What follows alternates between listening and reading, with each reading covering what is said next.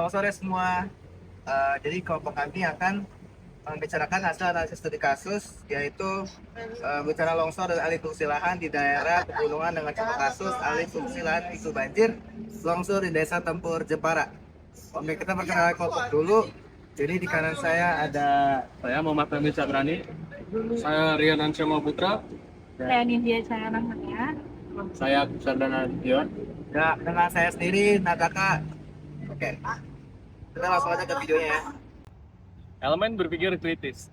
Tujuan dari analisis ini adalah untuk memahami secara kritis penyebab terjadinya longsor dan banjir bandang di Desa Tempur, khususnya kaitannya dengan alih fungsi lahan di daerah pegunungan. Pertanyaannya, apakah bencana longsor ini murni disebabkan oleh faktor alam seperti curah hujan ekstrim atau diperparah oleh aktivitas manusia berupa alih fungsi lahan? Informasi.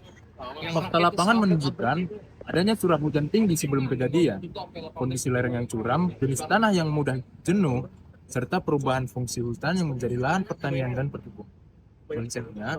Konsep penting dalam kasus ini adalah fungsi hutan sebagai daerah resapan air dan kestabilan lereng, serta konsep aliran permukaan yang meningkatkan ketika ketutupan vegetasi berkurang. Oke, selanjutnya ada asumsi. Asumsi itu seperti kayak analitik ini berasumsi bahwa curah hujan ekstrim merupakan pemicu langsung longsor, sementara alih fungsi lahan berperan sebagai faktor yang memperbesar dampak bencana. Selanjutnya itu ada sudut pandang. Sudut pandang itu dari sudut pandang masyarakat, pembukaan lahan dilakukan untuk kebutuhan ekonomi. Dari sudut pandang pemerintah, hujan ekstrim dianggap penyebab utama. Sementara akademisi melihat interaksi antara faktor alam dan aktivitas manusia. Selanjutnya ada kesimpulan awal. Berdasarkan fakta dan konsep yang ada dapat disimpulkan bahwa kurangnya vegetasi akibat alih fungsi lahan menurunkan kestabilan lereng, sehingga hujan ekstrim lebih mudah memicu longsor. Dan yang terakhir itu ada implikasi dan konsekuensi. Jika alih fungsi lahan terus terjadi tanpa pengolahan, risiko longsor di daerah pegunungan akan terus meningkat dan mengancam keselamatan masyarakat serta keberlanjutan lingkungan. Oke, sekarang kita masuk ke standar objektif kritis. Yang pertama ada kejelasan. Masalah tujuan dan kesimpulan disampaikan secara jelas agar hubungan antara alih fungsi lahan dan longsor dapat dipahami dengan baik dan tidak adanya kesalahpahaman sehingga jelas. Lalu ada akurasi. Analisis ini didasarkan pada informasi yang bersumber dari data lapangan dan laporan media, sehingga kesimpulan tidak dibuat berdasarkan opini semata, sehingga ini sangat akurat atau akurasi.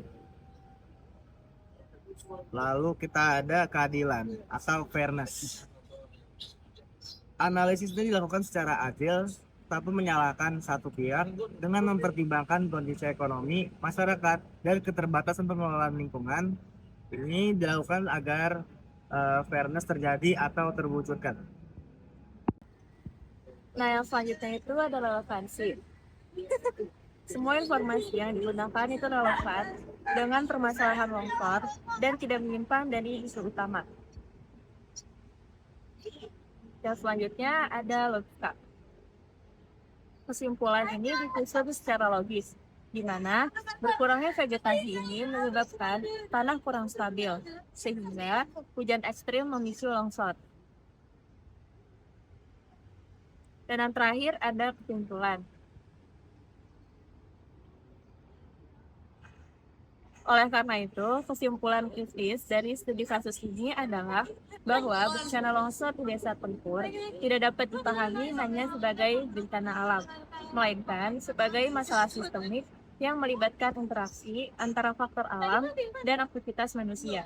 Upaya mitigasi harus mencakup pengelolaan dan tata ruang, konservasi hutan, dan kesadaran masyarakat.